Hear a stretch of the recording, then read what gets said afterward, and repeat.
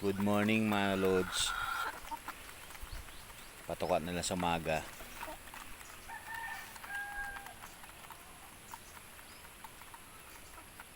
Maganda yung kondisyon nila ngayon. At mga apat na yung umiitlog na manok.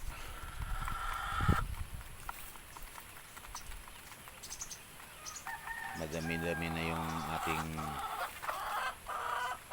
maiipon. Pero sa ngayon,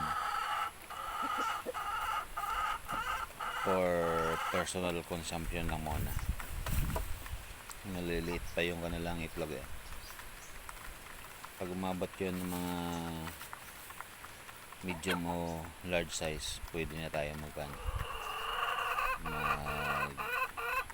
reproduce.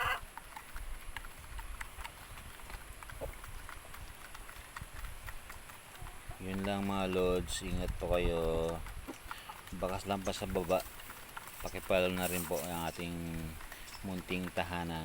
Maraming salamat po.